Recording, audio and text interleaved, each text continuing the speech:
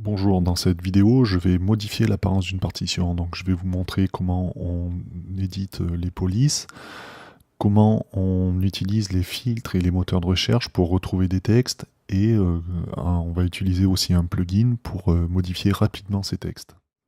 Donc, je vais commencer par faire ces changements.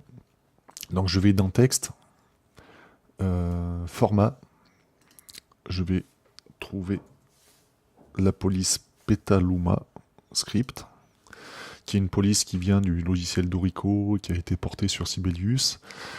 Et ensuite, je vais mettre cette police-là, Pori STD. Donc c'est pareil, c'est la police musicale qui a été extraite de Dorico. Donc j'ai fait mon changement, et vous avez peut-être remarqué, mais ces textes-là étaient encadrés. Maintenant, ils sont entourés de crochets. Et j'aimerais bien qu'ils soient réencadrés comme avant.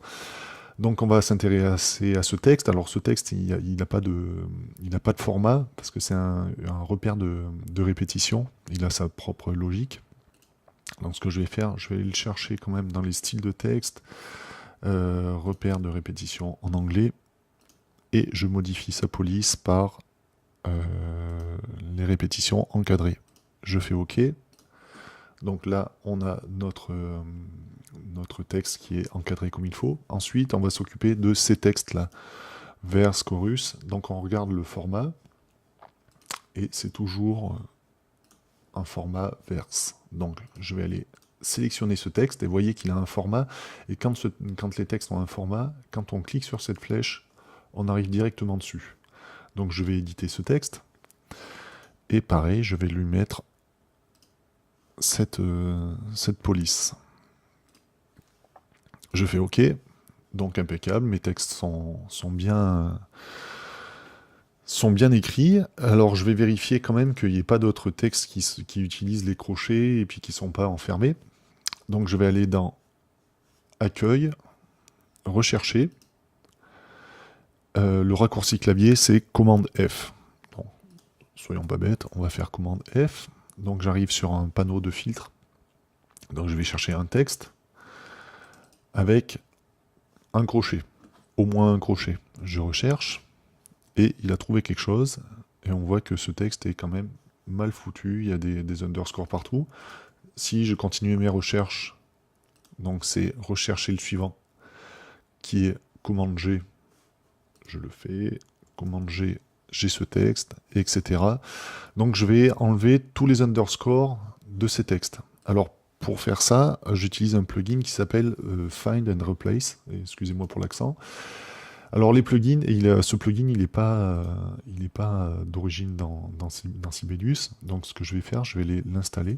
Alors moi je crois que je l'ai installé déjà.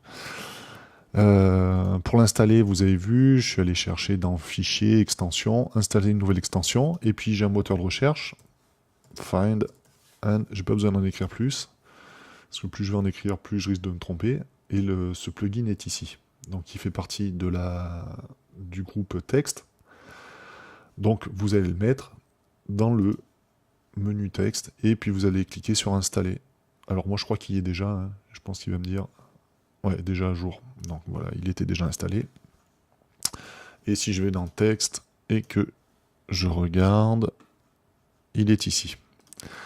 Alors ça, je vais faire une sélection de toutes mes portées, et je vais appeler mon plugin Find and Replace.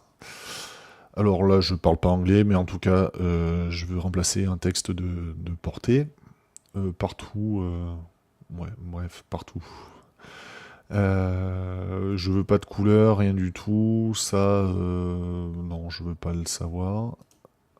Non, mais il me protège pas. Il me propose aucune fonte qui me sied. Donc je fais next.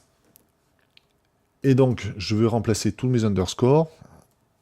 Donc je tape le texte original, c'est underscore, et je le remplace par du rien du tout, et c'est un texte de technique. On a la possibilité de filtrer encore ici, et de rajouter des styles propres.